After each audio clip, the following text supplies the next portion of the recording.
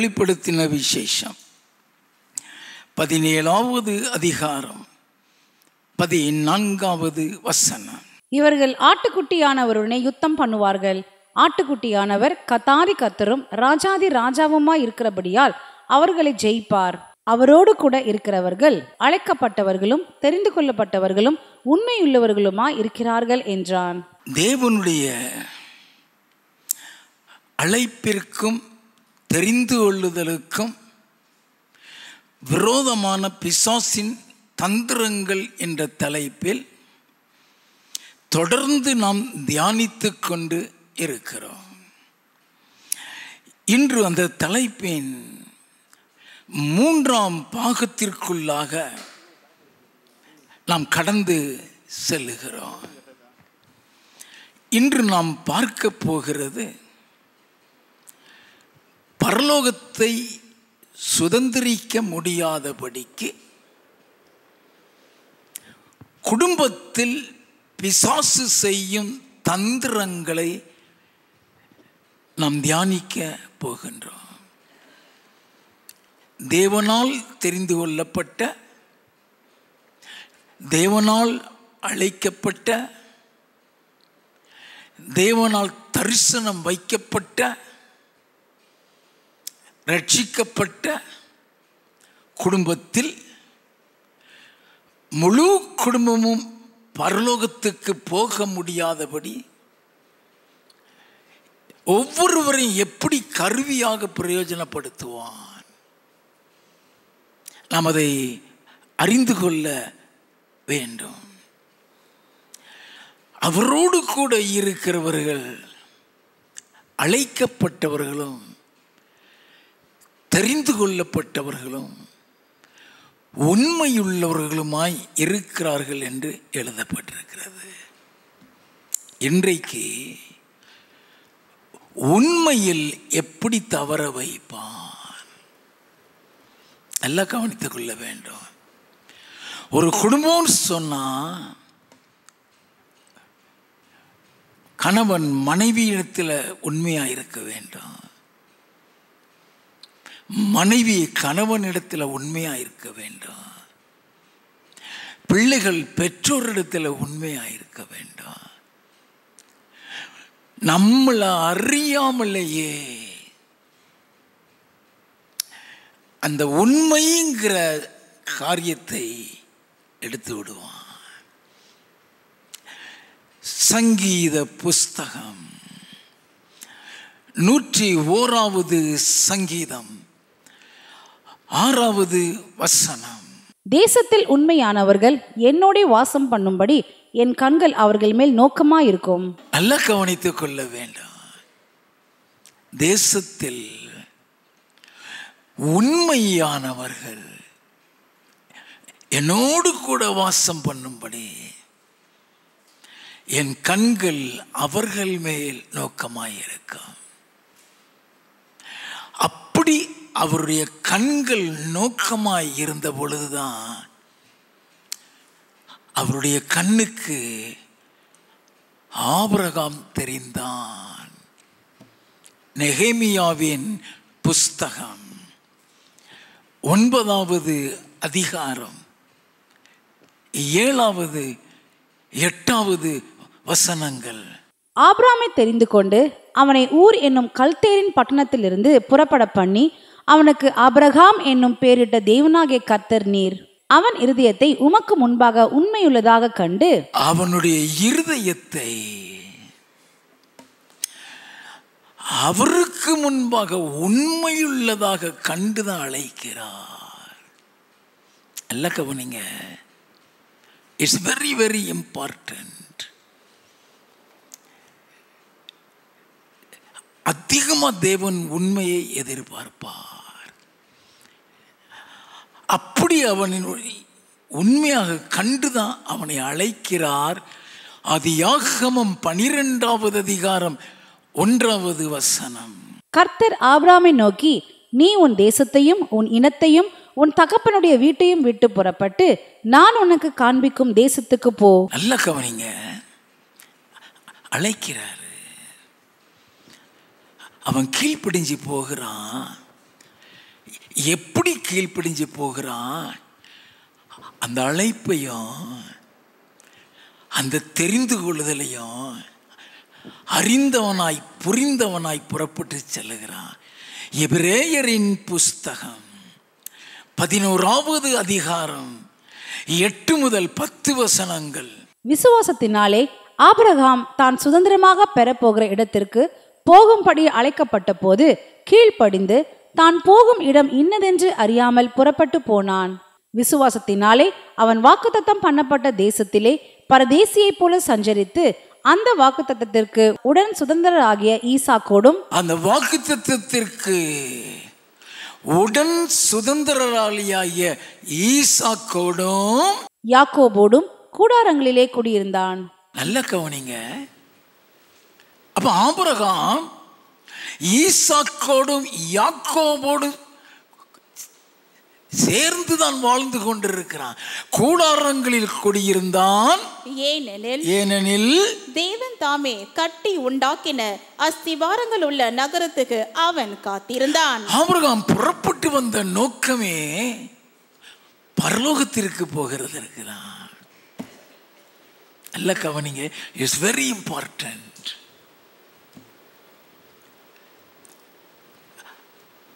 எங்கேயோ போக சொல்றாரு, தெரியாம புறப்பட்டு போகவில்லை. அந்த அழைப்பிலையும் அந்த தெரிந்து கொள்வதிலையும் பரலோகம் இருக்கிறது. பரலோகத்துக்கு போகுங்கிறதை தெரிந்து வைத்து அந்த அழைப்பிற்கு இணங்கி வெளியே வருகிறான். வேதம் சொல்லுகிறது, ஈசாக்கோடும் யாக்கோபோடும் குடியிருந்தான் என்று சொல்லப்பட்டிருக்கு. அப்ப பரலோகத்தில் யாரெல்லாம் இருக்க வேண்டும்? இந்த ஆபிரகாம், இந்த ஈசாக்கு, இந்த யாக்கோபு 3 பேருமே பரலோகத்தில் இருக்க வேண்டும். மத்தேயு எழுதின சுவிசேஷம் 8வது அதிகாரம் 11வது வசனம், அநேகர் கிழக்கிலும் மேற்கிலும் இருந்து வந்து பரலோக ராஜ்யத்தில் ஆபிரகாம், ஈசாக்கு, யாக்கோபு என்பவர்களோட பந்து இருப்பார்கள். அப்படி என்றால் ஆபிரகாம் பரலோகத்துக்கு போகணும், ஈசாக்கு பரலோகத்துக்கு போகணும், யாக்கோபு பரலோகத்துக்கு போகணும். அந்த பரலோகத்தையே சுதந்திரித்துக் கொள்ள முடியாதபடி அவன் எப்படி செயல்படுகிறான்? It's very important. யாக்கோபு எப்படி பரலோகத்துக்கு போனான்? How that was possible? நாம் அதை அறிந்து கொள்ள வேண்டும். ஆதியாகமம் 25வது அதிகாரம் 19வது 20வது வசனங்களை வாசிக்க கேட்போம். ஆபிரகாமின் குமாரனாகிய ஈசாக்குடைய வம்ச வரலாறு. ஆபிரகாம் ஈசாக்கை பெற்றான். ஆபிரகாம் ஈசாக்கை பெற்றான். ஈசாக்கு ரெபேக்காளை விவாகம் பண்ணுகிற போது 40 வயதாயிருந்தான். 40 வயது. 21வது வசனம், மலடியா இருந்த தன் மனைவிக்காக ஈசாக்கு கர்த்தரை நோக்கி வேண்டுதல் செய்தான். கர்த்தர் அவன் வேண்டுதலை கேட்டருளினார். அவன் மனைவி ரெபேக்காள் கற்பந்தரித்தாள். அவன் மனைவி ரெபேக்காள் கற்பந்தரித்தாள். 24வது வசனத்தில் இருந்து, பிரசவ காலம் பூரணமான போது அவள் கற்பத்தில் 2 பிள்ளைகள் இருந்தது. 2 பிள்ளைகள். நல்ல கவனிங்க. அண்ணன் 1 மாசம் பிறந்தான், தம்பி 1 வருஷம் பிறந்தான் இல்லை, 2 பிள்ளைகள் பிறந்தார்கள். வாசிப்போம். மூத்தவன் சிவந்த நிறமுள்ளவனாயும் சர்வாங்கமும் ரோம அங்கி போர்த்தவன் போலவும் வெளிப்பட்டான். ரோமம் உள்ளவன் அவன். வாசிப்போம். அவனுக்கு ஏசா என்று பெயரிட்டார்கள். பின்பு அவன் சகோதரன் தன் கையினாலே ஏசாவின் குதிங்காலை பிடித்து கொண்டு வெளிப்பட்டான். அவனுக்கு யாக்கோபு என்று பெயரிட்டார்கள். இவர்களை அவள் பெற்ற போது ஈசாக்கு 60 வயதாயிருந்தான். இப்பொழுது ஆபிரகாம், ஈசாக்கு, யாக்கோபு, ஏசா ஒரே குடும்பமாய் வாழ்ந்து கொண்டிருக்கிறார்கள். நல்லா கவனிச்சுக்கிட வேண்டும். One family. ஆபிரகாம் ஈசாக்க ஆபிரகாம் மாதிரியே தெய்வ பயத்தில் வளர்த்தவன் தான். அவன் பிறக்கிறதுக்கு முன்னாலே கர்த்தர் ஆபிரகாமை குறித்து சாட்சி கொடுத்தார். தன் பிள்ளைகளையும் தனக்கு பின்வரும் சந்ததியும் நீதியை நியாயத்தை செய்து நடவுங்கள் என்று ஆபிரகாம் சொல்வான் என்பதை அறிந்திருக்கிறேன் என்று சொன்னார். அப்படி வளர்க்கப்பட்ட குடும்பத்தினர் தான். They were actually brought up by the righteousness of Abraham. நல்லா கவனிச்சுக்கிடுங்க. ஆண்டவரை தெரியாத ஒரு குடும்பம் அல்ல. ஆண்டவரை தெரிந்த, தேவனோடு கூட உறவாடி கொண்டிருந்த, தேவனுக்கு முன்பாக இருதயத்தில் உண்மையுள்ளவனாய் இருந்த ஆபிரகாமுடைய குடும்பத்தில் பிறந்தவர்கள் தான் அவங்க எல்லாரும் ஒன்றாதான் வாழ்றாங்க. ஈசாக்கு கல்யாணம் முடிக்கும் பொழுது 40 வயசு. அதாவது ஆபிரகாமுக்கு ஈசாக்கு பிறக்கும் பொழுது 100 வயசு. ஈசாக்கு ஏசாவையும் யாக்கோபையும் பெறும் பொழுது 60 வயசு. ஆனா ஆபிரகாம் இறந்தது 175 வயசு தான். அப்ப 15 வருஷம் அவர்களோடு தான் வாழ்றான். அதனாலதான் ஆபிரகாம் ஈசாக்கு யாக்கோபோடு கூட கூடாரங்களில் குடியிருந்தான்னு சொல்லி எபிரேயர்ல வாசித்தோம். அப்ப ஆபிரகாமுடைய நீதியில வளர்க்கப்பட்டவர்கள், கர்த்தரை அறிந்த குடும்பம், கர்த்தரோடு கூட உறவாடின ஒரு குடும்பம்.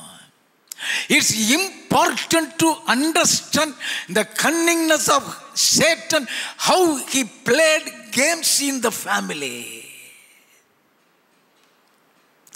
ஆதியாகமம் 27வது அதிகாரம் 1வது வசனத்தில் இருந்து, ஈசாக்கு முதிர் வயதானதினால் அவன் கண்கள் இருளடைந்து பார்வையற்று போன போது அவன் தன் மூத்த குமாரனாகிய ஏசாவை அழைத்து, என் மகனே என்றான். அவன் இதோ இருக்கிறேன் என்றான். அப்பொழுது அவன், நான் முதிர் வயதானேன், என் மரணம் இன்ன நாளில் என்று அறியேன். ஆகையால் நீ உன் ஆயுதங்களாகிய உன் அம்பரா துணியையும் உன் வில்லையும் எடுத்துக்கொண்டு வனத்துக்கு போய் எனக்காக வேட்டையாடி அதை எனக்கு பிரியமாயிருக்கிற ருசியுள்ள பதார்த்தங்களாக சமைத்து நான் புசிக்கவும், நான் மரணம் அடையும் முன்னே என் ஆத்மா உன்னை ஆசீர்வதிக்கவும் என்னிடத்தில் கொண்டு வா என்றான். நல்ல கவனிங்க. ஈசாக்கு ஏன் ஏசாட்ட சொன்னான்னா, அவன் வேட்டையாடுறதுல பெரிய கில்லாடி. வேதம் சொல்லுகிறது, ஆதியாகமம் 25வது அதிகாரம் 28வது வசனத்தை வாசிக்க கேட்போம். ஏசா வேட்டையாடி கொண்டு வருகிறது. ஈசாக்கினுடைய வாய்க்கு ருசிகரமா இருந்ததினாலே ஏசாவின் மேல் பச்சமா இருந்தான். ரெபெக்காளோ யாக்கோபின் மேல் பச்சமா இருந்தாள். ஈசாக்கு நல்லா சாப்பிடுவான் போலுக்கு. நல்லா கவனிங்க, நல்லா சாப்பிடுவான். அதுக்கு ஏத்தக்கல இவன் வேட்டையில பெரிய கில்லாடி. இவன் கண்கள் எல்லாம் மங்கி போச்சு. இந்த நேரத்திலையும் அந்த வயசான காலத்திலும் ஒரு பல்லு கூட ஆடல போல் இருக்குது. எப்பா நீ வேட்டையாடி எனக்கு ருசியா சமைச்சிட்டு வா. பழைய அதே ஞாபகத்தில் சொல்றான். ஆதியாகமம் 27வது அதிகாரம் 5வது வசனம். ஈசாக்கு தன் குமாரனாகிய ஏசாவோடே பேசுகையில் ரெபெக்காள் கேட்டு கொண்டிருந்தாள்.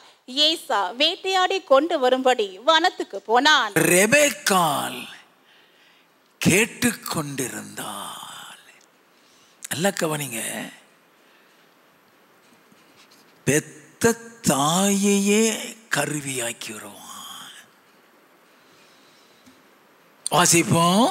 அப்பொழுது ரெபேக்காள் தன் குமாரனாகிய யாக்கோபை நோக்கி, உன் தகப்பன் உன் சகோதரனாகிய ஏசாவை அழைத்து நான் புசித்து எனக்கு மரணம் வரும் முன்னே கர்த்தரை முன்னிட்டு உன்னை ஆசீர்வதிக்கும்படி நீ எனக்காக வேட்டையாடி அது எனக்கு ருசியுள்ள பதார்த்தங்களாக சமைத்து கொண்டு வா என்று சொல்ல கேட்டேன். எப்படி ரெபேக்காளை புருஷனுக்கு உண்மை இல்லாதவனாய் மாற்றிவிட்டான்.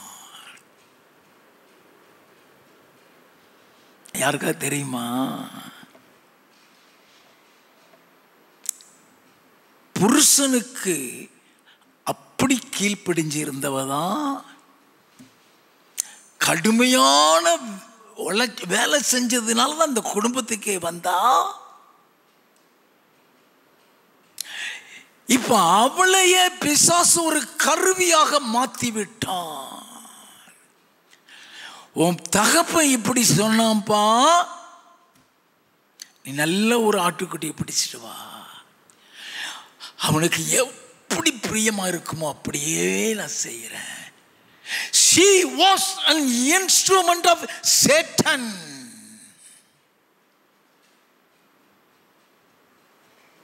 சாத்தானின் ஒரு கருவியாக இப்பொழுது செயல்பட்டு கொண்டிருக்கிறார். அவளும் பரலோகம் போக முடியாது, யாக்கோபும் பரலோகம் போக முடியாது, ஈசாக்கும் பரலோகம் போக முடியாது. முதல்ல அவன் செய்கிற தந்திரமே உடன் பிறப்புகளுக்குள் இருக்கிற அன்பை எடுத்து விடுவான். கணவனுக்கு மனைவி மீது இருக்கிற அன்பை எடுத்து விடுவான், மனைவிக்கு கணவன் மீது இருக்கிற அன்பை எடுத்து விடுவான். அன்பு இல்லாம பரலோகத்துக்குள்ள போகவே முடியாது. வசனத்தின்படி நல்ல கவனிங்க. யாக்கோபு என்ன பதில் சொல்றான் கவனிக்க வேண்டும். வாசிப்போம். ஆகையால் என் மகனே, என் சொல்லை கேட்டு நான் உனக்கு கற்பிக்கிறபடி செய். நீ ஆட்டு மந்தைக்கு போய் 2 நல்ல வெள்ளாட்டு குட்டிகளை கொண்டு வா. நான் அவைகளை உன் தகப்பனுக்கு பிரியமானபடி ருசியுள்ள பதார்த்தங்களாக சமைப்பேன். அவன் எப்படி ருசி சாப்பிடுறான்னு எனக்கு தெரியும், அதபடி நான் சமைச்சு தர்றேன். உன் தகப்பன் தாம் மரணம் அடையும் முன்னே உன்னை ஆசீர்வதிக்கும்படி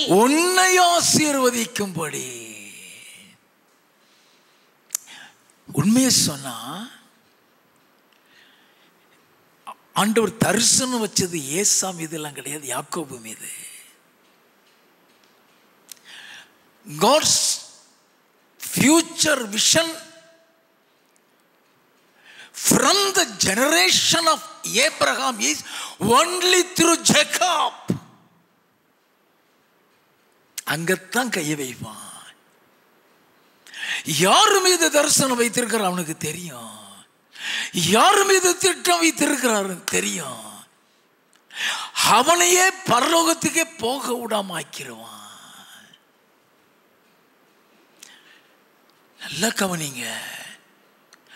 How much more we should be careful in our family life.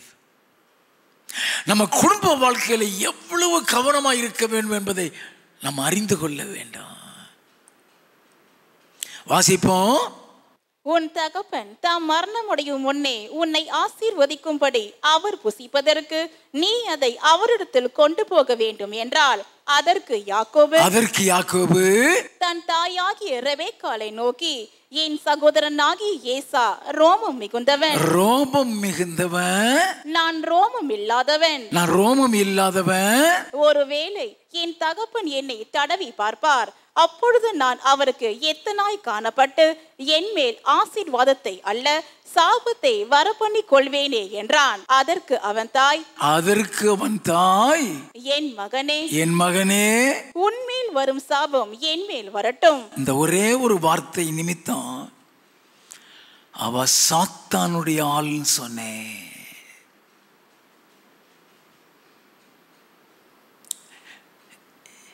இப்போ அவளை கருவியாக்கிட்டான். நல்ல கவனிங்க, தெய்வ பக்தி உள்ள குடும்பம், ஆபிரகாம் வழியில வந்த குடும்பம், ஆபிரகாமுக்கு கொடுக்கப்பட்ட வாக்குத்தத்தமே உனக்குள் பூமியில் உள்ள சகல ஜாதிகளும் ஆசீர்வதிக்கப்படும். அத்தனை பேரும் ஆபிரகாம் மூலமாகத்தான் பரலோகத்தை சுதந்திரிக்கக்கூடிய கிருபை ஆபிரகாமுக்கு கொடுக்கிறார்.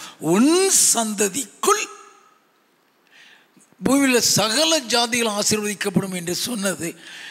அந்த சந்ததி ஒரே ஒரு சந்ததி, அந்த ஒரே சந்ததி கிறிஸ்துன்னு கலாத்தியர் 3:16 எழுதப்பட்ட அந்த கிறிஸ்து மூலமாக ரட்சிக்கப்பட்ட அந்த சகைவை பார்த்துதான் இயேசு கிறிஸ்து சொன்னார், இன்றைக்கு இந்த வீட்டிற்கு ரட்சிப்பு வந்தது இவனும் ஆபிரகாமுக்கு குமாரனாய் இருக்கிறானே.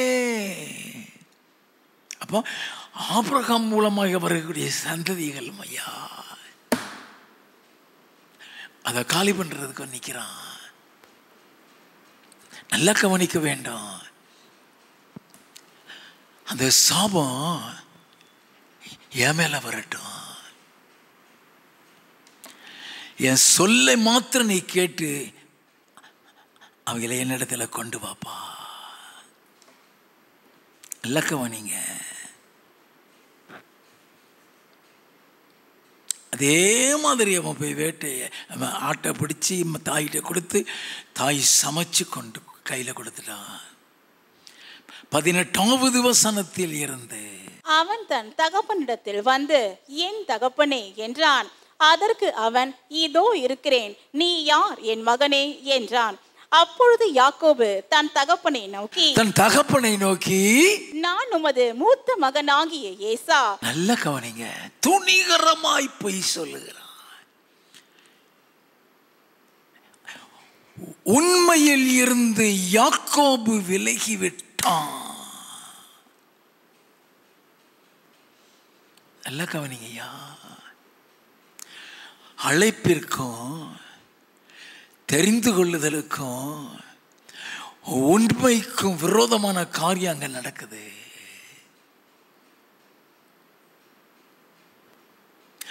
தேசத்தில் உண்மை உள்ளவர்கள் என்னோடு கூட வாசம் பண்ண முடியும், என் கண்கள் அவர்கள் மேல் நோக்கமாய் இருக்குன்னு சொல்லி அந்த கண் ஆபிரகாமில் விழுந்துதான் அவன் இருதயத்தை அவருக்கு முன்பாக உண்மையுள்ளதாக கண்டுதான் அழைச்சாரு. அவன் சந்ததி தான் இரண்டாவது சந்ததி. பல சந்ததி கழிச்சு அல்ல, இரண்டாவது சந்ததி.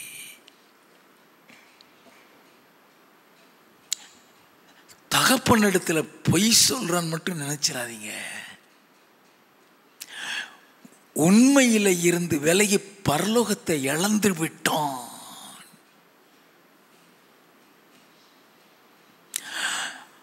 யாக்கோபு அன்னைக்கு செத்து இருந்தானா பரலோகத்துக்கு போக முடியாது. யாக்கோபு மூலம் வைக்கப்பட்ட அத்தனை தரிசனங்களும் சாப்டர் க்ளோஸ்.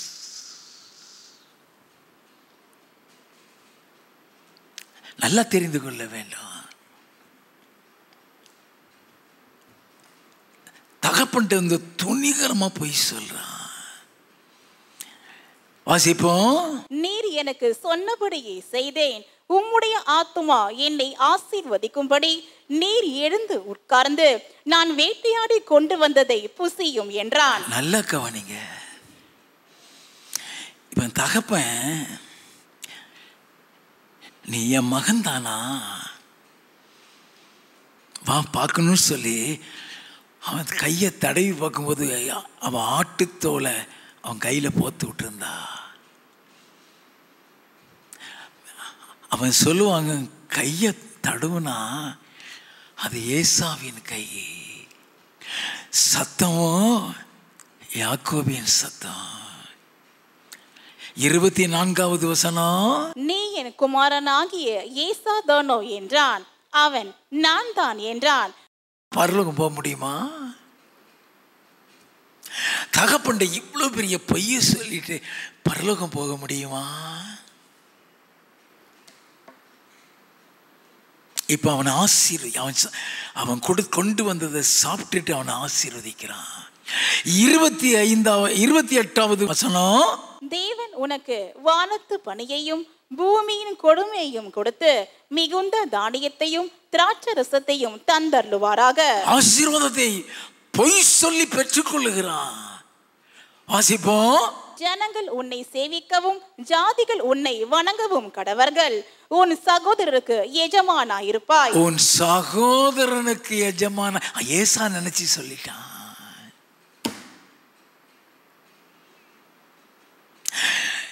இவன் சாப்பிட்டு முடிச்ச உடனே யாக்கோபு போயிடுறான். அவன் போன உடனே ஈசாக்கு வருகிறான். 30வது வசனம், ஈசாக்கு யாக்கோபை ஆசீர்வதித்து முடிந்த போது யாக்கோபு தன் தகப்பனாகிய ஈசாக்கின் சமூகத்தை விட்டு புறப்பட்ட உடனே அவன் சகோதரனாகிய ஏசா வேட்டையாடி வந்து சேர்ந்தான். இவன் ஏசா வேட்டையாடி சமைச்சிட்டு வந்து நிற்கிறான். வாசிப்போம்.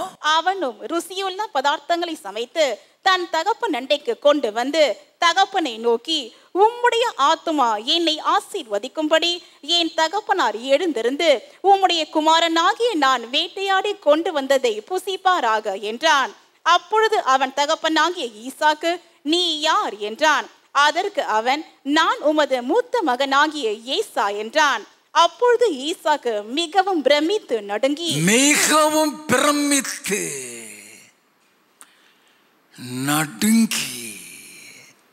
எல்லாம் கவனிங்க, தகப்பனை நடுங்க வச்சுட்டாயா. பரலோகம் போக முடியாதியா.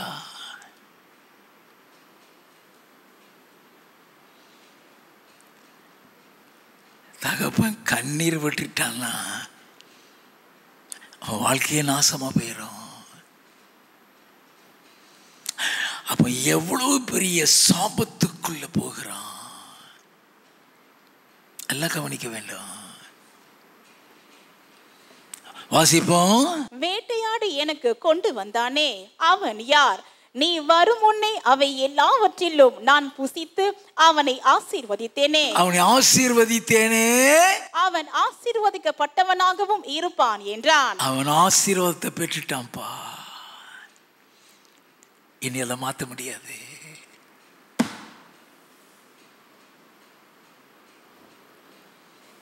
எல்லாம் கவனிங்க. 34வது வசனம், ஏசா தன் தகப்பனுடைய வார்த்தைகளை கேட்ட உடனே மிகவும் மனம் கசந்து பிட்டர்னஸ், கசப்பு, உடன்பிறப்புகளுக்குள்ள கசப்பு, வெறுப்பு, பகை இருந்தா பரலோகம் போக முடியாது.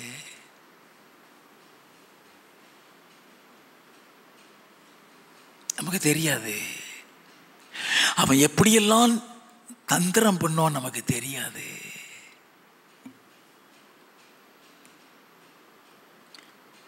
குடும்பத்தில்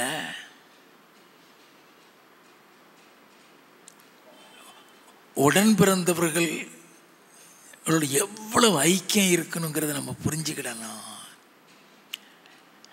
கோவப்பட்டு போறான்,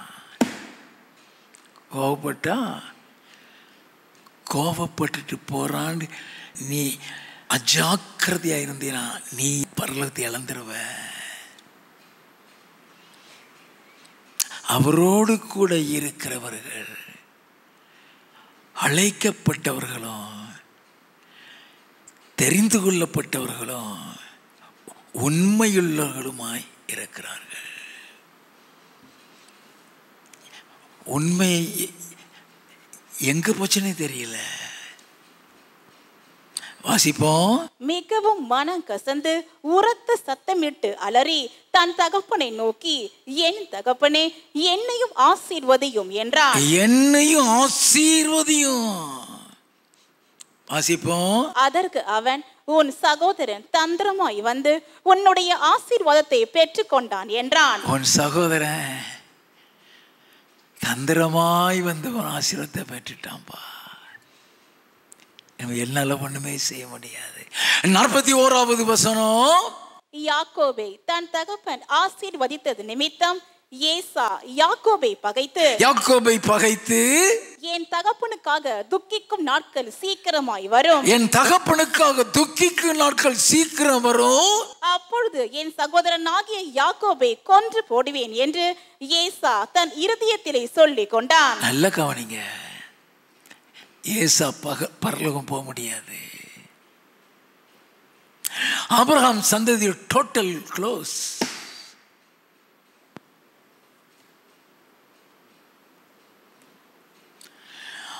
ஆகாருக்கு பிறந்த இஸ்மவேல் அனுப்பும் போதே கர்த்தர், நான் அவனை பொறுப்படுத்திக்கிறோம், பயப்படாத பாரு. இன்னைக்கு யாரு மூலமாய் ஆபிரகாமுடைய சந்ததி உருவாகுதோ, யார் மூலமாய் ஆபிரகாமுக்கு கொடுக்கப்பட்ட வாக்குத்தத்தம் நிறைவேற போகிறதோ அங்க விளையாண்டுட்டான். எல்லாம் கவனிக்க வேண்டாம். வாசிப்போம். மூத்த மகனாகிய ஈசாவின் வார்த்தைகள் ரெபேக்காளுக்கு அறிவிக்கப்பட்டது. அப்பொழுது அவள் தன் இளைய மகனாகிய யாக்கோபை அடைத்து, உன் சகோதரனாகிய ஏசா உன்னை கொன்று போட நினைத்து தன்னை தேற்றிக் கொள்ளுகிறான். ஆகையால் என் மகனே நான் சொல்வதை கேட்டு எழுந்து புறப்பட்டு ஆரானில் இருக்கிற என் சகோதரனாகிய லாபான் இடத்துக்கு ஓடி போய் உன் சகோதரனுடைய கோபம் தனியும் மட்டும் சில நாள் அவனிடத்திலே இரு. கொஞ்ச நாள் அங்க இருப்பா. அவன் கோபம் தனிஞ்சதுக்கு அப்புறம் உன் அங்கிருந்து நான் கூட்டிட்டு வந்துடுறேன். தாய் அனுப்புகிறா. இப்ப அனுப்புறது யாரு? தாய் அனுப்புகிறா. அவதான் இந்த கேமே விளையாண்டவா. இப்ப பையனை இழந்து போகிற சூழ்நிலை. 10வது வசனத்தில் இருந்து, யாக்கோபு பெயர்சபாயை விட்டு புறப்பட்டு ஆரானுக்கு போக பிரயாணம் பண்ணி ஒரு இடத்திலே வந்து சூரியன் அஸ்தமித்தபடியினால் அங்கே ராத்தங்கி அவ்விடத்து கற்களில் ஒன்றை எடுத்து தன் தலையின் கீழ் வைத்து அங்கே நித்திரை செய்யும்படி படுத்து கொண்டான். நல்ல கவனிங்க, இது வரைக்கும் அவன் குடும்பத்தோட இருக்கிறான். இப்ப குடும்பத்தை விட்டு தாய் மாமன் வீட்டுக்கு போகிறதுக்கு பிரயாணப்படுகிறான். He started the journey. On his way to his uncle's house, the Lord take over him. நல்ல கவனிங்க, இப்போ கர்த்தர் அவனுடைய கரத்தில் எடுக்கிறாரு. ஏன்னா ஆபிரகாமுக்காக, ஐயா ஆபிரகாமுக்கு வாக்குத்தத்தம் கொடுத்துட்டாரு. அந்த ஆபிரகாமுக்காக இப்ப இவனை கையில் எடுக்கிறாரு. ஏன்னா ஆபிரகாமுக்கு சொல்லப்பட்ட வாக்குத்தத்தங்கள் ஏசா மூலம் இல்லை, இவன் மூலமாக தான் போகுது. வாசிப்போம். அங்கே அவன் ஒரு சொப்பனம் கண்டான். இதோ ஒரு ஏணி பூமியிலே வைக்கப்பட்டிருந்தது, அதன் நுனி வானத்தை எட்டி இருந்தது. அதிலே தேவதூதர் ஏறுகிறவர்களும் இறங்குகிறவர்களுமாயிருந்தார்கள். அதற்கு மேலாக கர்த்தர் நின்று, நான் உன் தகப்பனாகிய ஆபிரகாமின் தேவனும் ஈசாக்கின் தேவனுமாகிய கர்த்தர் நீ படுத்திருக்கிற பூமியை உனக்கும் உன் சந்ததிக்கும் தருவேன். ஆபிரகாமுக்கு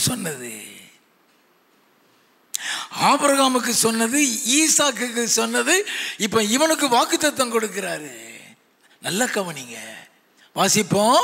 உன் சந்ததி பூமியின் தூளை போலிருக்கும், நீ மேற்கேயும் கிழக்கேயும் வடக்கேயும் தெற்கேயும் பரம்புவாய். ஆபிரகாமுக்கு சொல்லப்பட்டது. அப்படியே இவனுக்கு அந்த ஆசீர்வாதத்தை கொடு. ஏன்னா கர்த்தர் இப்ப அவனை தன்னுடைய கரத்தில் எடுக்கிறாரு. வாசிப்போம். உனக்குள்ளும் உன் சந்ததிக்குள்ளும் பூமியின் வம்சங்கள் எல்லாம் ஆசீர்வதிக்கப்படும். நான் உன்னோட இருந்து நீ போகிற இடத்திலெல்லாம் உன்னை காத்து இந்த தேசத்துக்கு உன்னை திரும்பி வர பண்ணுவேன். நான் உனக்கு சொன்னதை செய்யும் அளவும் உன்னை கைவிடுவதில்லை என்றார். இப்போ ஏமாத்துகிறவனாக, தகப்பனுக்கும் சகோதரனுக்கும் துரோகம் பண்ணினவனாக, உண்மையில இருந்து விலகினவனாக புறப்பட்டு போகிறான். நல்லா கவனிச்சுக்கிடுங்க. இது இப்ப அவன் கர்த்தரால் அனுப்பப்படுகிறான். இப்ப தரிசனம் கொடுத்து அவனை அனுப்புறான்னு சொன்னா அவன் கர்த்தரால் அனுப்பப்படுகிறான். It is a life transformation journey.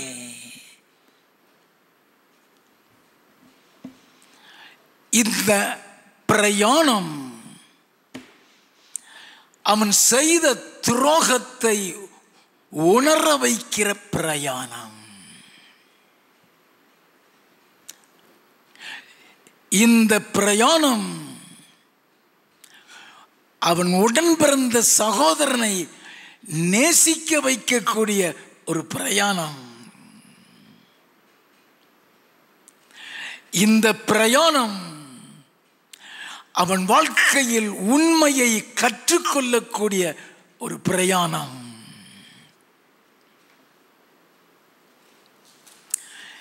இந்த பிரயாணம்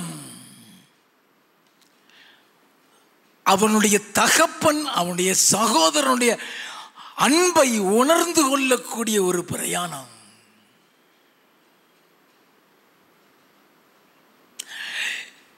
இந்த பிரயாணம் தகப்பன் மற்றும் சகோதரனோடு கூட ஒப்புரவாகக்கூடிய ஒரு பிரயாணம். இந்த பிரயாணம் தகப்பன் மற்றும் சகோதரனுடைய மன்னிப்பை பெறக்கூடிய ஒரு பிரயாணம்.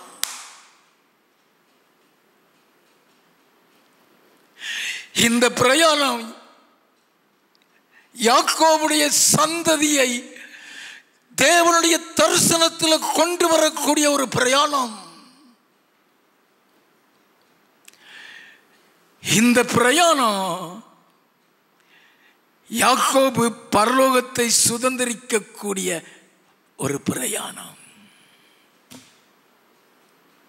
நல்லா தெரிஞ்சுக்கிட வேண்டும். நம்பர் 1, இந்த பிரயாணம் அவன் செய்த துரோகத்தை உணர வைக்கக்கூடிய பிரயாணம்.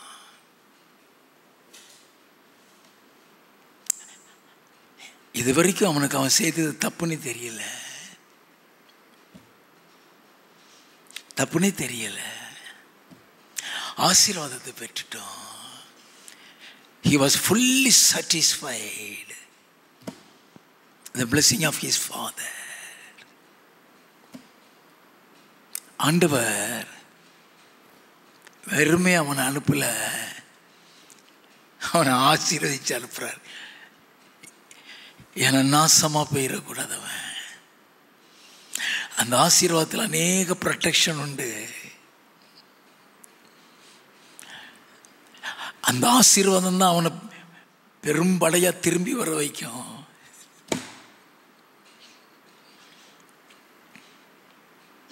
ஏன் ஆசீர்வதிச்சார் தெரியுமா? ஏன் அவனுக்கு வாக்குத்தத்தம் கொடுத்தார் தெரியுமா? அந்த அளவுக்கு கர்த்தர் ஆபிரகாமை நேசித்தாரியா?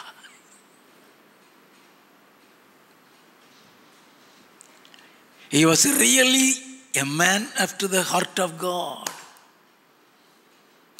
ஆண்டவருடைய இருதயத்துக்கு ஏற்ற வந்த ஆபிரகாம்.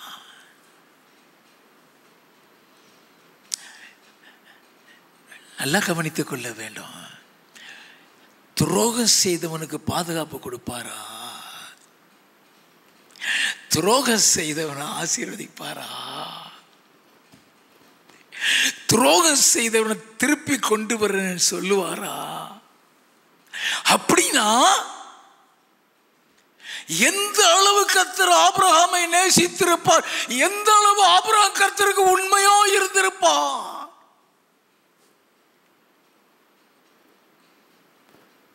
எல்லாம் தெரிந்து கொள்ள வேண்டும். ஆதியாகமம் 27வது அதிகாரம் 33வது வசனத்தில் இருந்து, அப்பொழுது ஈசாக்கு மிகவும் பிரமித்து நடுங்கி, வேட்டையாடி எனக்கு கொண்டு வந்தானே, அவன் யார்?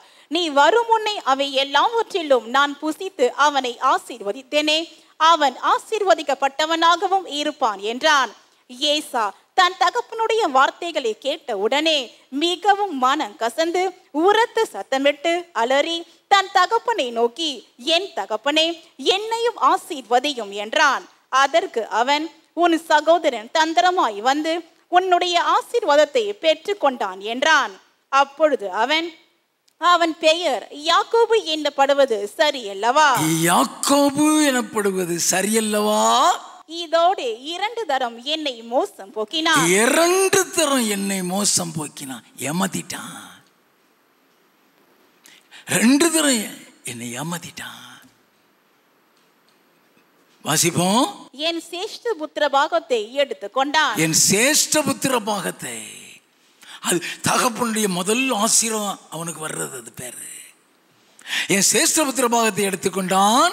இதோ இப்பொழுது என் ஆசீர்வாதத்தையும் வாங்கி கொண்டான் என்று சொல்லி, என் ஆசீர்வாதத்தையும் வாங்கி கொண்டான். இது அவன் தகப்பனுக்கு செய்த துரோகம்.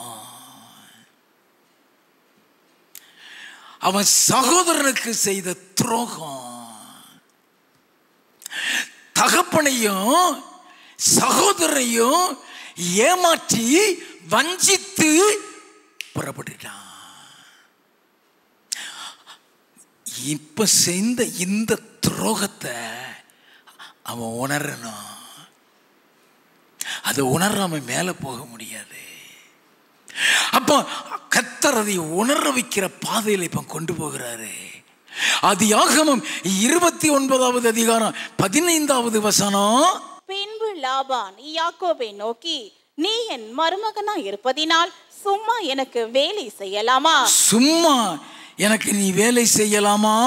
சம்பளம் எவ்வளவு கேட்கிறாய் சொல் என்றான். சம்பளம் எவ்வளவுப்பா கேட்கிற? நல்ல கவனிங்க. 18வது வசனத்தில் இருந்து, யாக்கோபு ராகேல் பேரில் பிரியப்பட்டு உம்முடைய இளைய குமார்த்தி ஆகிய ராகேலுக்காக உம்மிடத்தில் 7 வருஷம் வேலை செய்கிறேன் என்றான். சம்பளம் வேண்டாம், ஏன்டான்? உங்க மகன் ராகேலுக்காக நான் 7 வருஷம் வேலை செய்கிறேன். நல்ல கவனிங்க, வாசிப்போம். அதற்கு லாபான், நான் அவளை அன்னைய புருஷனுக்கு கொடுக்கிறதை பார்க்கிலும் அவளை உனக்கு கொடுக்கிறது உத்தமம், என்னிடத்தில் தரித்திரு என்றான். அந்தபடியே யாக்கோபு ராகேலுக்காக 7 வருஷம் வேலை செய்தான். 7 வருஷம் அவளுக்காக வேலை செஞ்சிட்டான். அடுத்த வசனத்தில் இருந்து, பின்பு யாக்கோபு லாபானை நோக்கி, என் நாட்கள் நிறைவேறினபடியால் என் மனைவிடத்தில் நான் சேரும்படி அவளை எனக்கு தர வேண்டும் என்றான். அவ்வளவு நேசித்தான். வேதம் சொல்லுகிறது முந்தின வசனத்துல, அவள் பேரில் இருந்த பிரியத்தினால் அந்த வருஷங்கள் அவனுக்கு கொஞ்ச நாளாய் தோன்றியது. அவள் மேல் இருந்த பிரியத்தினால் கொஞ்ச நாளாய் தோன்றியது. அப்ப எந்த அளவு எதிர்பார்ப்போடு இருந்திருப்பான்.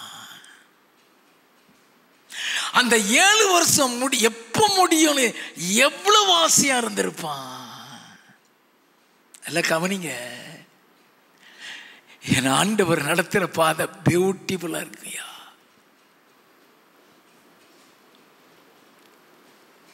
வாசிப்போம். அப்பொழுது லாபான் அவ்விடத்து மனிதர் எல்லாரையும் கூடி வர செய்து விருந்து பண்ணினான். கல்யாணம் நடக்குதுங்க, திருமணம் நடக்குது. வாசிப்போம். அன்று இரவிலே அவன் தன் குமாரத்தி ஆகிய லேயாளை அழைத்து கொண்டு போய் அவனிடத்தில் விட்டான். நல்லா கவனிங்க, கூச்ச பார்வை. இவன் விரும்பல. வேதம் அப்படிதான் சொல்லுகிறது. லேயாளுடைய கண்கள் கூச்ச பார்வையா இருந்தது. அவளை கொண்டு விட்டுட்டான். 7 வருஷம் எதிர்பார்ப்போடு இருக்கிறான். 7 வருஷம் எப்போ கடந்து போகுங்கிற ஆவலோடு இருக்கிறான். வாசிப்போம். லாபான் தன் வேலைக்காரியாகிய சில்பாலை தன் குமாரத்தியாகிய லேயாளுக்கு வேலைக்காரியாக கொடுத்தான். காலையிலே இதோ அவள் லேயாள் என்று யாக்கோபு கண்டு லாபானை நோக்கி, ஏன் எனக்கு இப்படி செய்தீர்? என்னது? ஏன் எனக்கு இப்படி செய்தீர்? ராகேலுக்காக அல்லவா உம்மிடத்தில் வேலை செய்தேன். பின்ன ஏன் எனக்கு வஞ்சகம் பண்ணினீர் என்றான். ஏன் எனக்கு? இததானே செஞ்சுட்டு வந்த.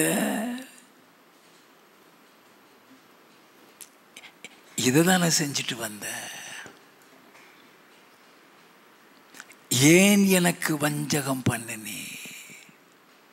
நல்ல கவனிங்க. அவன் செய்த துரோகத்தை உணர வைக்கிற பிரயாணம் இது. வாசிப்போம். அதற்கு லாபான், மூத்தவள் இருக்க இளையவளை கொடுப்பது இவ்விடத்து வழக்கம் அல்ல. என்ன வார்த்தை சொன்னா? மூத்தவள் இருக்க இளையவளை கொடுப்பது இங்க. மூத்தவன் இருக்க அவனை ஏமாத்திட்டு தானே இளைய ஆசீர்வாதத்தை வாங்கிட்டு வந்தான். உணர வைக்கிறாரா? வார்த்தைகளை கவனிக்க வேண்டும். எங்க வழக்கம் மூத்தவளை வச்சுக்கிட்டு இளையவளை குறித்து ஏமாத்துற வேலை இல்லை. அவள் குருடு இல்லையோ மொடமோ இல்லையோ நீ அவளை கட்டி தான் ஆகணும். இப்போ அவன் வெளியே வர முடியாது. அந்த ராத்திரி அங்கே கழிஞ்சிருச்சு. அவன் வேணும்னு சொல்ல முடியாது. வாசிப்போம். இவளுடைய 7 நாளை நிறைவேற்று. அவளையும் உனக்கு தருவேன். அவளுக்காகவும் நீ இன்னும் 7 வருஷம் என்னிடத்தில் வேலை செய் என்றான். அவளுக்காகவும் என்னிடத்தில் 7 வருஷம், 14 வருஷம் சம்பளம் கிடையாது. ஓசியாவின் புஸ்தகம் 12வது அதிகாரம் 12வது வசனம். யாக்கோபு சீரியா தேசத்துக்கு ஓடி போய் இஸ்ரவேல் ஒரு பெண்ணுக்காக ஊழியம் செய்து ஒரு பெண்ணுக்காக ஆடு மேய்த்தான்.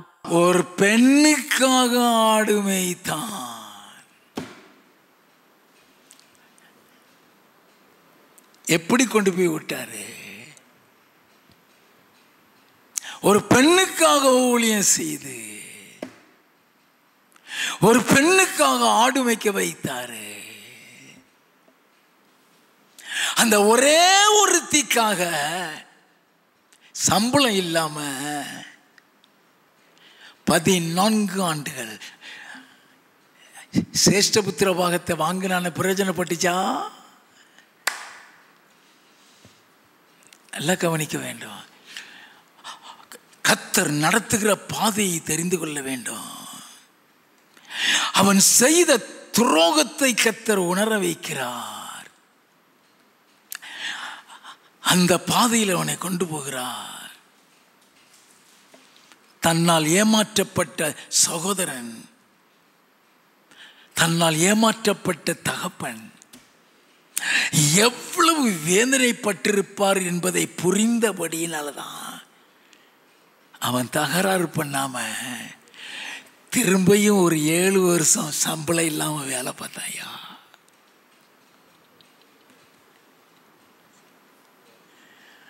இல்லைன்னா ஊரை கூட்டியிருப்பான்.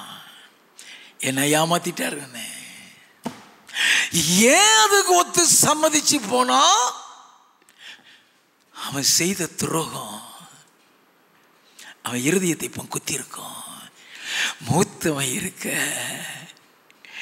இலைவிட கொடுப்பது இந்த ஒரு வழக்கம் இல்லையா? மூத்தவனை ஏமாத்தித்தனையா இளையவன் சேஷ்டபுத்திரத்தையும் வாங்கின, ஆசீர்வாதத்தையும் வாங்கின. ஆண்டவர் கரத்தில் எடுத்தாருன்னா போடமிட்டுருவாரு. அவர் கரத்தில் எடுத்தாருன்னா போடமிட்டுருவாரு.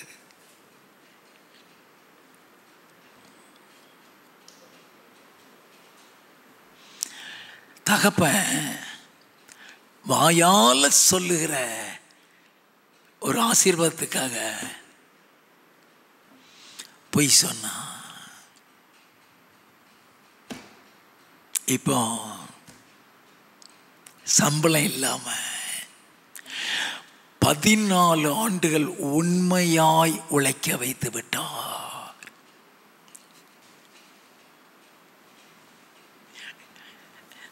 நல்லா கவனிக்க வேண்டும். இந்த பிரயாணம் நம்பர் 2,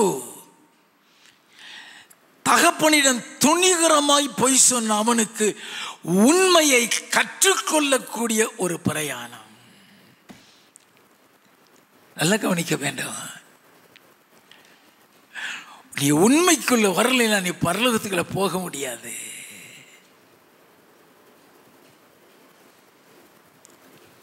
Many a time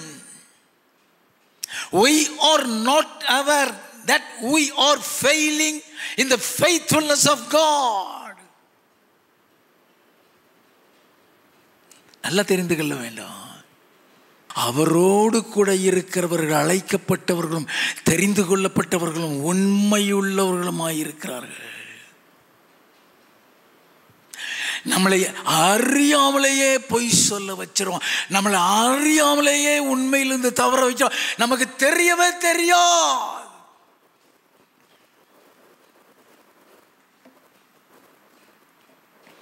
இந்த பிரயாணம் துணிகரமாய் பொய் சொன்ன அவனுக்கு உண்மையை கற்றுக் கொடுத்த பிரயாணம். ஆதியாகமம் 27வது அதிகாரம் 24வது வசனம். நீ என் குமாரனாகிய ஈசாதானோ என்றான். அவன் நான் தான் என்றான். அவன் நான் தான். துணிகரமான பொய்.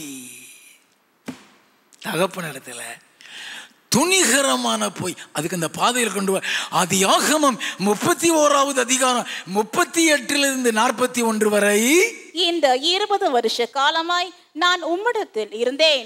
20 வருஷ காலமாய் உம்மிடத்தில் இருந்தேன். உம்முடைய செம்மறி ஆடுகளும் வெள்ளாடுகளும் சினையழியவில்லை. நல்ல கவனிங்க. எந்த அளவுக்கு அங்க உண்மையா இருந்திருக்கான். நல்லா கவனிக்க வேண்டும். உம்முடைய செம்மறி ஆடுகளும் வெள்ளாடுகளும் சினை அழியவில்லை. நான் பாதுகாத்தேன். அதை கேர்ஃபுல்லா வழி நடத்தினேன். வாசிப்போம். உம்முடைய மந்தையின் கடாக்களை நான் தின்னவில்லை. அதனால களவன்று நான் வீட்டில் வச்சு சாப்பிடல. உண்மையை கற்றுக் கொடுக்கிறாரியா என் ஆண்டவர். அவ்வளவு ஈஸியா பரலோகத்துக்கு கொண்டு போயிட மாட்டாரு. வாசிப்போம். பீருண்டதை நான் உம்மிடத்துக்கு கொண்டு வராமல் அதற்காக நான் உத்தரவாதம் பண்ணினேன். பீருண்டதை கூட கரடியோ சிங்கமோ புலியோ அந்த கடிச்சிட்டு போயிடும். அதுக்கு நான் உத்தரவாதம் பண்ணியிருக்காங்க. நான் ஜவாப்தே. அப்போ அவங்க நஷ்டம் கொடுத்துருக்கான்னு அர்த்தம். வாசிப்போம். பகலில் களவு போனதையும் இரவில் களவு போனதையும் என் கையில் கேட்டு வாங்கினேன். என் கையில கேட்டு வாங்கினேன். கொடுத்திருக்கான். How to be faithful. வாசிப்போம். பகலிலே வெயிலும் இரவிலே குளிரும் என்னை பட்சித்தது. நித்திரை என் கண்களுக்கு தூரமாய் இருந்தது. இவ்விதமாய் பாடுபட்டேன். எல்லா ஆடுகளையும் நைட்டு முழுவதும் தூங்காம பாதுகாத்துருக்கான். நல்லா கவனிங்க.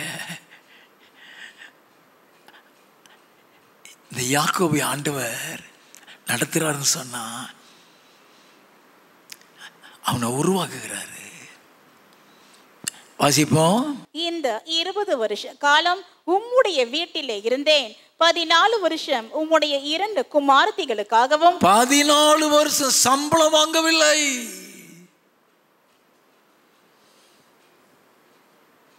இரண்டு குமாரத்திகளுக்காக வேலை செய்தேன். 6 வருஷம் உம்முடைய மந்தைக்காகவும் உம்மிடத்தில் சேவித்தேன். 6 வருஷம் உமக்காக சேவித்தேன். 10 முறை என் சம்பளத்தை மாற்றினீர். 10 தடவை சம்பளத்தை குறைச்சீரு 6 வருஷத்துல. சம்பளத்தை 10 தடவை குறைச்சோம். நான் ஆடு மேய்க்க மாட்டேன்னு சொல்லல.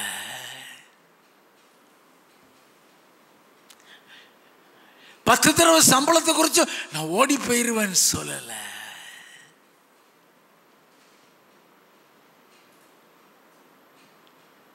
ஏன் ஓடி போவேன்னு சொல்லல?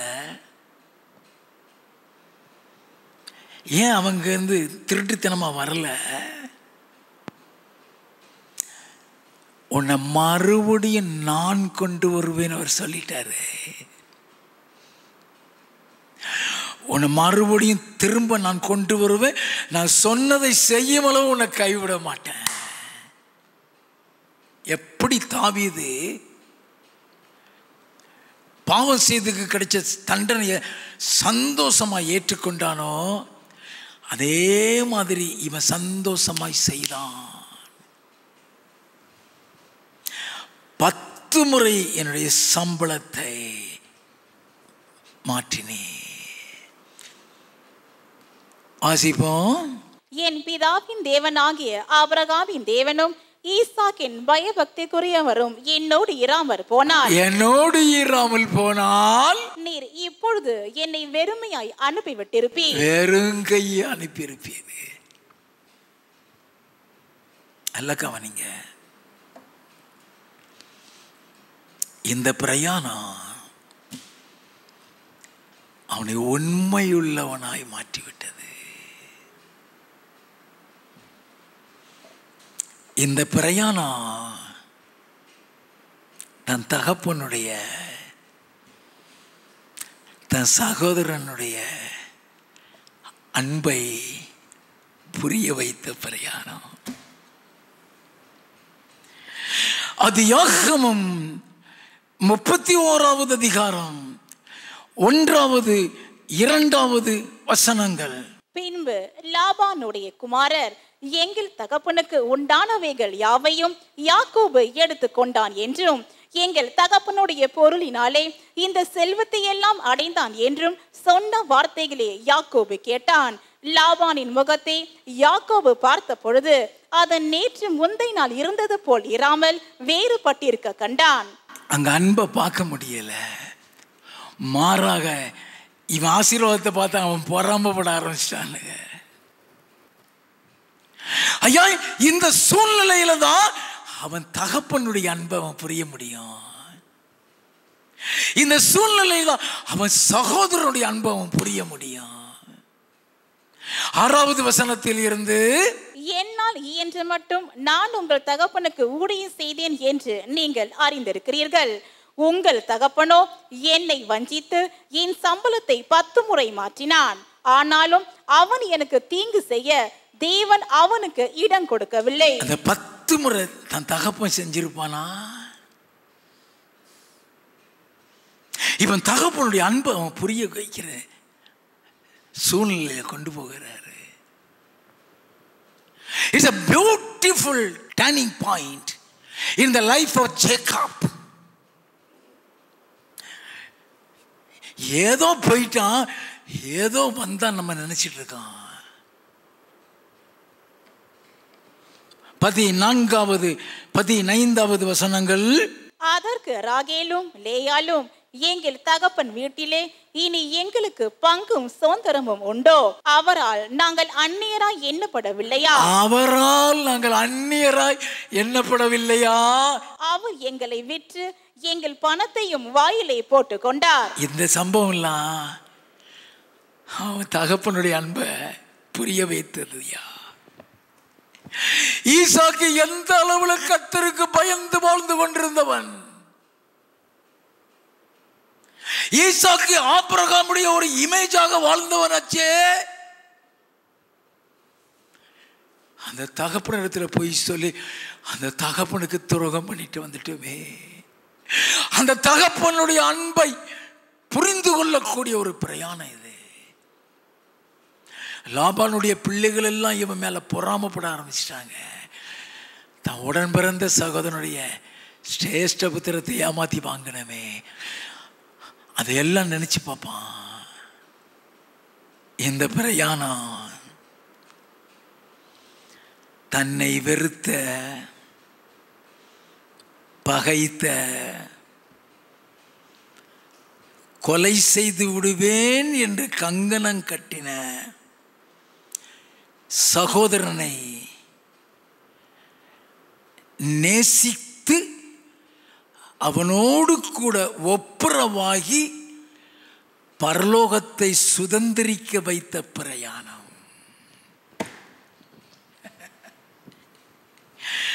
ஆதியாகமம் 27வது அதிகாரம் 41வது வசனம். யாக்கோபை தன் தகப்பன் ஆசீர்வதித்தது நிமித்தம் ஏசா யாக்கோபை பகைத்து, என் தகப்பனுக்காக துக்கிக்கும் நாட்கள் சீக்கிரமாய் வரும், அப்பொழுது என் சகோதரன் ஆகிய யாக்கோபை கொன்று போடுவேன் என்று ஏசா தன் இருதயத்திலே சொல்லிக் கொண்டான். கொலவெறியில இருக்கக்கூடிய சகோதரன்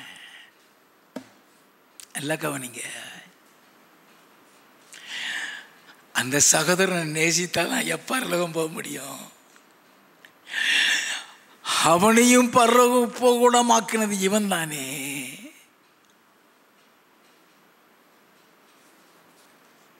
எப்பொழுதுமே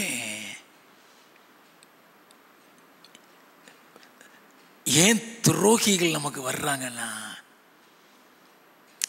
அவங்களையும் நேசிக்கிற அன்புக்குள்ள நீ வந்தாதான் நீ பரலோகத்தை சுதந்திரிக்கிறதுக்கு தகுதியுள்ளவன் அர்த்தம். ஆதியாகமம் 28வது அதிகாரம் 15வது வசனம். நான் உன்னோட இருந்து நீ போகிற இடத்திலெல்லாம் உன்னை காத்து, இந்த தேசத்துக்கு உன்னை திரும்பி வர பண்ணுவேன், நான் உனக்கு சொன்னதை செய்யும் அளவும் உன்னை கைவிடுவதில்லை என்றார். அவர் சொன்னதுதான். அதனாலதான் அவன் எவ்வளவு சம்பளம் குறைச்சும் வெளியே வரல.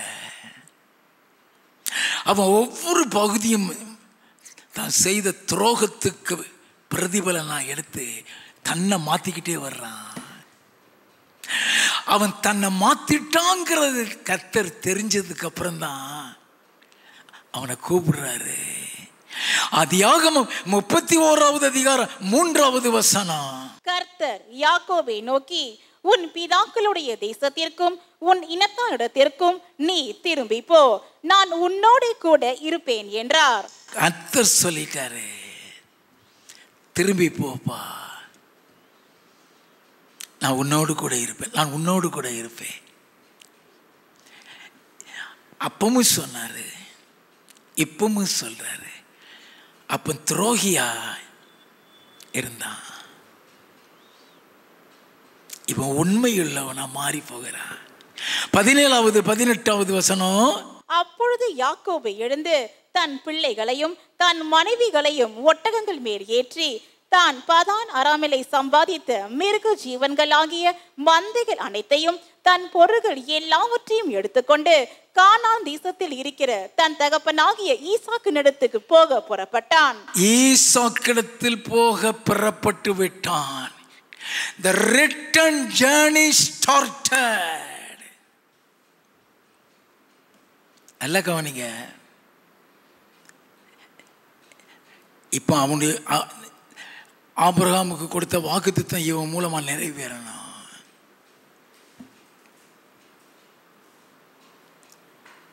இவனுடைய சகல சாபங்கள் நீங்கி இவனுடைய சந்ததியா ஆபிரகாமுடைய ஆசீர்வாதம் இவனுக்கு வரணும்.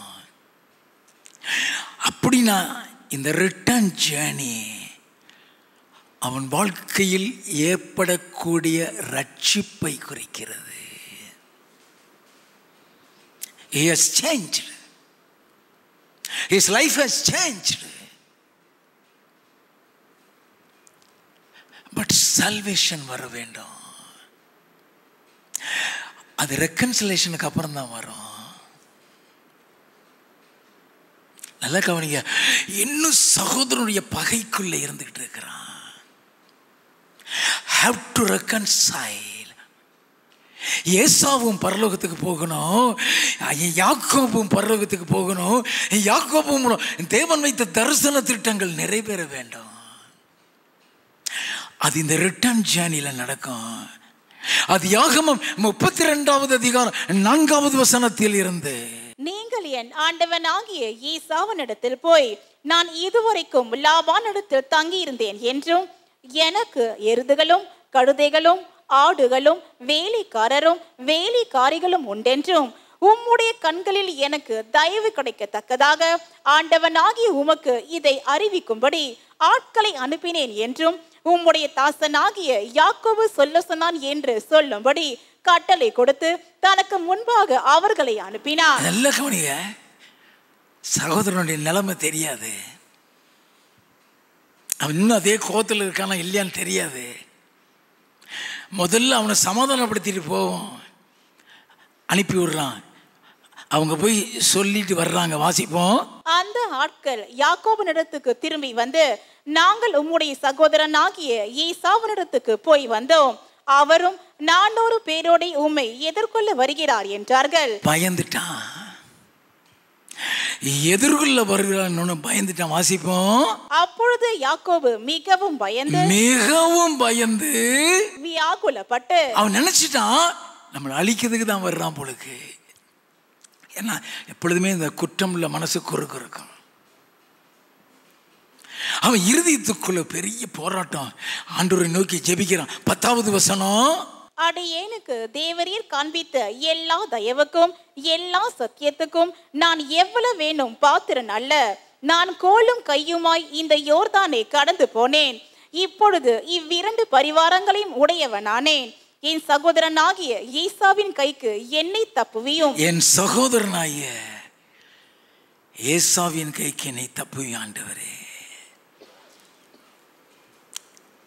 இப்ப ஆண்டவரோடு கூட ஒரு போராட்டம் நடக்குது. நல்லா கவனிங்க.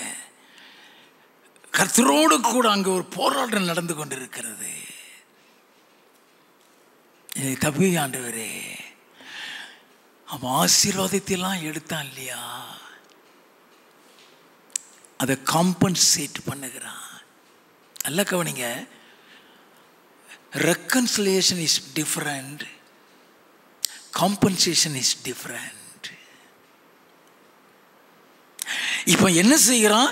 13வது வசனத்தில் இருந்து, அன்று ராத்திரி அவன் அங்கே தங்கி தன் கைக்கு உதவினவைகளிலே தன் சகோதரனாகிய ஏசாவுக்கு வெகுமானமாக கிஃப்ட் கொடுத்து விடுறானா. வெகுமானமாக 200 வெள்ளாடுகளையும் 200 வெள்ளாடு. நான் நினைக்கிறேன் பாதியை கொடுத்துட்டான்னு நினைக்கிறேன்.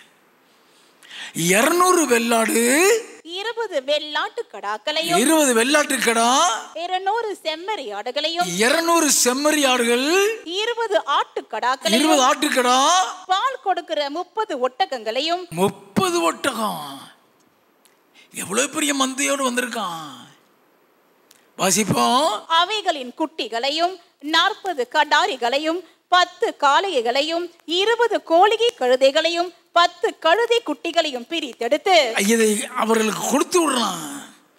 என்ன சொல்லி விடுறான்? 18வது வசனம், நீ இது உமது அடியானாகிய யாக்கோபுடையது, இது என் ஆண்டவனாகிய ஏசாவுக்கு அனுப்பப்படுகிற வெகுமதி, இதோ அவனும் எங்கள் பின்னே வருகிறான் என்று சொல் என்றான். எதுக்காக அனுப்பி விடுறான்? 20வது வசனம், இதோ உமது அடியானாகிய யாக்கோபு எங்கள் பின்னாலே வருகிறான் என்றும் சொல்லுங்கள் என்று கட்டளையிட்டான்.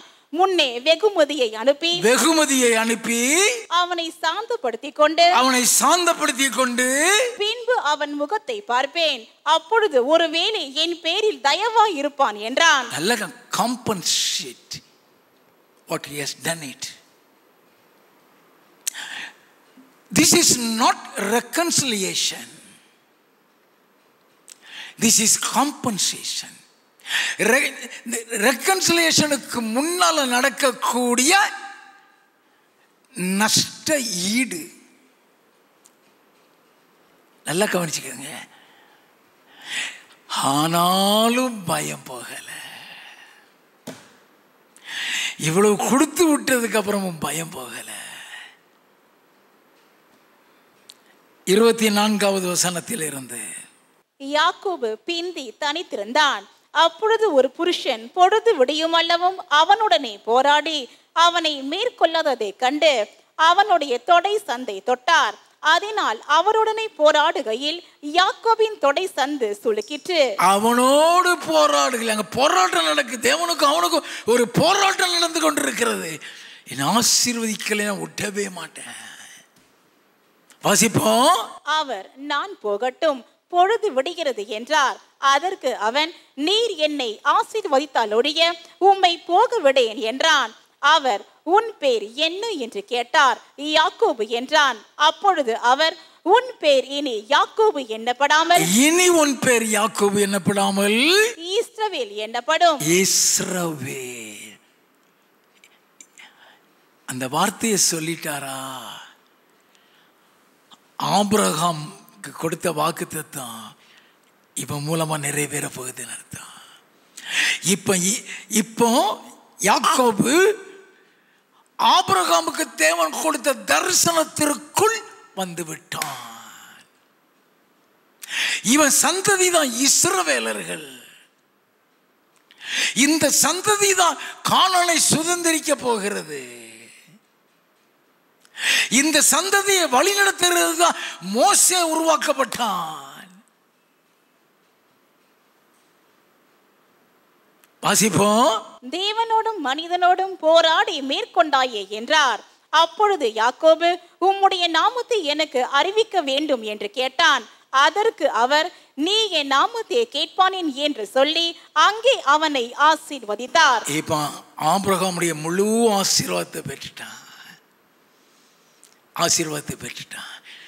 இனி சகோதரனால பயம் கிடையாது. 33வது அதிகாரம் 1வது வசனத்திலிருந்து வாசிப்போம். யாக்கோபு தன் கண்களை ஏறெடுத்து, இதோ ஏசாவும் அவனோடு கூட 400 மனிதரும் வருகிறதை கண்டு பிள்ளைகளை லேயாளிடத்திலும் ராகேலிடத்திலும் 2 பணிவிடைக்காரிடத்திலும் வெவ்வேறாக பிரித்து வைத்து பணிவிடைக்காரிகளையும் அவர்கள் பிள்ளைகளையும் முதலிலும் லேயாளையும் அவள் பிள்ளைகளையும் இடையிலும் ராகேலையும் யோசேப்பையும் கடையிலும் நிறுத்தி தான் அவர்களுக்கு முன்னாக நடந்து ஃப்ரண்ட்ல போயிட்டான். அவர்களுக்கு முன்னாக நடந்து 7 விசை தரை மட்டும் குனிந்து வணங்கி தன் சகோதரன் கிட்ட சேர்ந்தான். அப்பொழுது ஏசா எதிர்கொண்டு ஓடி வந்து அவனை தழுவி அவன் கழுத்தை கட்டி கொண்டு அவனை முத்தம் செய்தான். இருவரும் அழுதார்கள். இதுதான் ஒப்புரவாகுதல், ரெக்கன்சிலியேஷன். ஏசாவுக்கு இவன் மேல இருந்த அத்தனை கோபமும் பகையும் போயிருச்சு. யாக்கோபுக்கு அவன் மேல இருந்த பயம் எல்லாம் போயிருச்சு. அவனுக்கு கோபம் போயிருச்சு, இவனுக்கு பயம் போயிருச்சு. இந்த ரெக்கன்சிலியேஷன் நடக்கலைன்னா நீ பரலோகத்துக்கு போக முடியாது. மத்தேயு எழுதின சுவிசேஷம் 5வது அதிகாரம் 23 முதல் 25 வரை. ஆகையால் நீ பலிபீடத்தின் இடத்தில் உன் காணிக்கையை செலுத்த வந்து உன் பேரில் உன் சகோதரனுக்கு குறை உண்டென்று அங்கே நினைவு கூறுவாயாகில் அங்கேதானே பலிபீடத்தின் முன் உன் காணிக்கையை வைத்து விட்டு போய் முன்பு உன் சகோதரனோட உப்புரவாகி பின்பு வந்து உன் காணிக்கையை செலுத்து.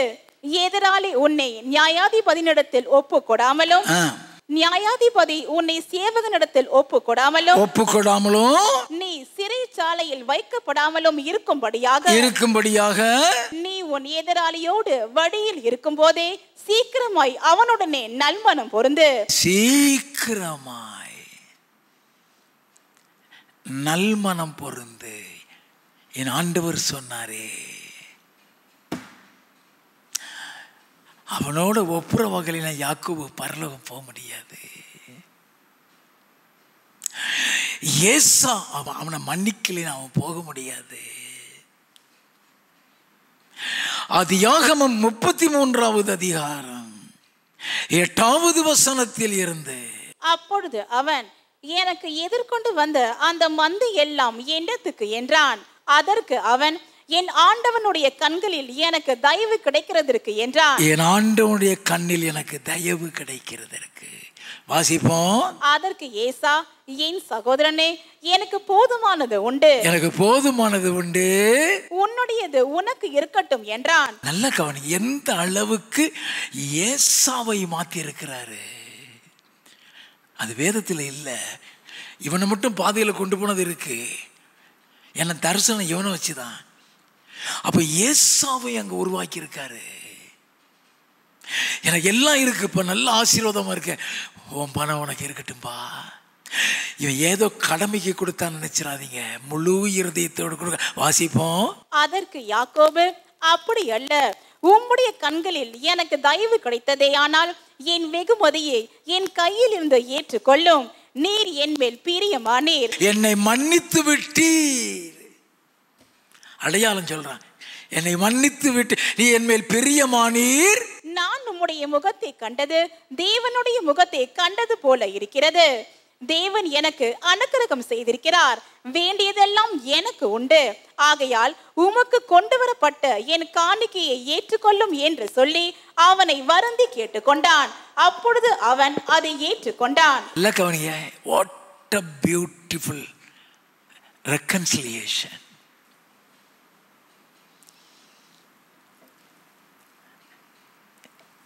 இப்போ சகோதரனோட ஒப்புரவாயாச்சு. தகப்பனோட ஒப்புரவாகணுமே. தகப்பனை காயப்படுத்திட்டானே. ஆதியாகமம் 35வது அதிகாரம் 27வது வசனத்தில் இருந்து, பின்பு யாக்கோபு அர்பாவின் ஊராகிய மம்ரேக்கு தன் தகப்பனாகிய ஈசாக்கு நடத்தில் வந்தான். அது ஆபிரகாமும் ஈசாக்கும் தங்கியிருந்த எபிரோன் என்னும் ஊர். ஈசாக்கிடத்துக்கு வந்து விட்டான். நல்லா கவனிக்க வேண்டும். தகப்பனுடைய இடத்துக்கே அவன் வந்துட்டான். அநேக நேரங்களில் நமக்கு அந்த காரியங்கள்லாம் தெரியாது. இந்த ஈசாக்கிட்ட வந்ததுக்கு அப்புறம் என்ன நடந்தது? ஆதியாகமம் 49வது அதிகாரம் 1வது வசனத்தில் இருந்து, யாக்கோபு தன் குமாரரை அழைத்து, நீங்கள் கூடி வாருங்கள், கடைசி நாட்களில் உங்களுக்கு நேரிடும் காரியங்களை அறிவிப்பேன்.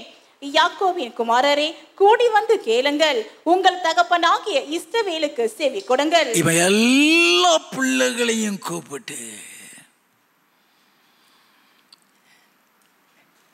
எல்லாருக்கும் சொல்ல வேண்டிய காரியத்தை எல்லாம் யாக்கோபு சொல்லக்கூடிய அளவுக்கு இங்க தகப்பனோடு கூட ஒப்புரவானாதான் இதை செய்ய முடியும். அவங்களுடைய எதிர்காலத்தை எல்லாம் தீர்க்க தரிசனமா சொல்றான். இது ப்ராபசி. இப்ப இத சொல்லணும் சொன்னால் அங்க தகப்பனோடு கூட ஒப்புரவா இருந்திருக்க வேண்டும். ஆதியாகமம் 35வது அதிகாரம் 28, 29. ஈசாக்கு விருத்தாப்பியமும் பூரண ஆயுசும் உள்ளவனாகி 180 வருஷம் ஜீவித்திருந்து பிராணன் போய் மரித்து தன் ஜனத்தாரோட சேர்க்கப்பட்டான். இவன் தகப்பனோடையும் ஒப்புரவாயிட்டான். வாசிப்போம்.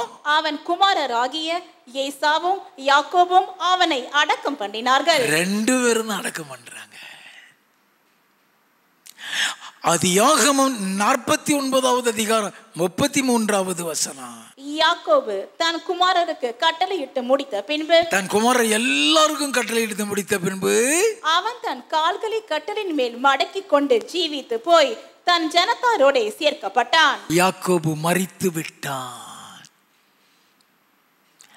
ஆபிரகாம் மரிச்சிட்டான். ஈசாக்கு மரிச்சிட்டான். யாக்கோபு மரிச்சிட்டான். 3 பேரும் ஒன்னா வாழ்ந்தவங்க தானே. இந்த 3 பேர் எங்கே இருக்கிறார்கள்? மத்தேயு எழுதின சுவிசேஷம் 8வது அதிகாரம் 11வது வசனம். அநேகர் கிழக்கிலும் மேற்கிலும் இருந்து வந்து பரலோக ராஜ்யத்தில் ஆபிரகாம், ஈசாக்கு, யாக்கோபு என்பவர்களோட பந்தி இருப்பார்கள். அங்க போயிட்டானா? எங்க போய் இருக்கிறான் பாத்தீங்களா? அதுக்குதான் அந்த பாதை. துரோகம் செஞ்ச உடனே பரலோகத்துக்கெல்லாம் போயிட முடியும்னு நினைக்காதீங்க. அதுக்கு ஒரு பாதையில நடத்துவாரு. அது எல்லாத்தையும் மாற்றி செய்ய வேண்டும். இனி உன் பேர் யாக்கோபு இல்லை, இஸ்ரவேல். அந்த இஸ்ரவேலா மாறினதுக்கு அப்புறம் தான் ரெக்கன்சிலியேஷன். ஒருத்தன் கட்டி பிடிச்சு முத்தமிட்டு அழுகிறான். நல்லா கவனிக்க வேண்டும். யாக்கோபு பரலோகத்துக்கு போயிட்டான். ஏன் நமக்கு சொல்லி கொடுக்கிறாரு? உடன் பிறந்தவர்களை பெற்றோரை காயப்படுத்தி இருந்தா ஒப்புரவாகி விடுங்க. கணவன் மனைவியோட, மனைவி கணவனோட சமாதானம் இல்லாமல் இருந்தா சமாதானமாகி விடுங்க. It's not easy to inherit the kingdom of God. அவருடைய சமூகத்துக்குள்ள நீ போகணுமா? குடும்பத்துக்கு விரோதமாய் பிசாசு செய்கிற தந்திரத்தை புரிந்து கொள்ள வேண்டும். எரிச்சலை கொண்டு வருவான், பகையை கொண்டு வருவான், உடன் பிறந்தவர்களுக்குள்ள அன்பு இல்லாமல் ஆக்குவான். ஊர் முழுவதும் நீ நேசிப்ப, ஊருக்கெல்லாம் நீ உபதேசமும் பண்ணுவ, ஒரே ஒன்ன புகழும். ஒன்ன மாதிரி ஒரு ஆள் உண்டானே. அந்த எண்ணத்திலே நீ சகோதரியை நேசிக்கலைன்னா நரகத்தில் போய் கிடப்ப.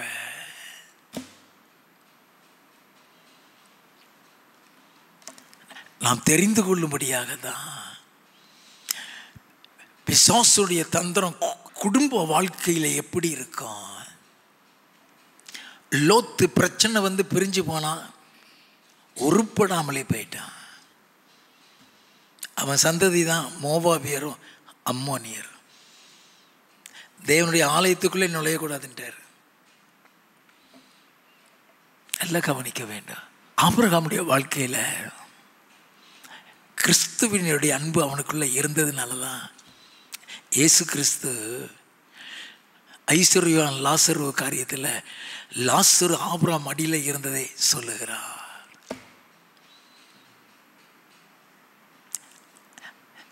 அவன் குடும்பத்துக்குள்ள முதல்ல அன்பு இருக்க வேண்டும், உடன் பிறந்தவர்களுக்குள்ள அன்பு இருக்க வேண்டும், பெற்றோர் பிள்ளைகளுக்குள்ள அன்பு இருக்க வேண்டும். பிள்ளைய பெற்றுட்டு உன்னை பெற்றதுக்கு ஒரு அம்மியை பெறலாம் நீ சொல்லிட்டியா, நீயே சாபத்தில் போவ. உனக்கு தெரியாது. பிள்ளைகள் பெற்றோருக்கு ஒரு பொக்கிஷம். நல்லா கவனிக்க வேண்டும். ஆண்டவர் இன்னைக்கு நான் உன்னோடு கூட தெளிவாய் பேசியிருக்கிறார். அல்லேலூயா.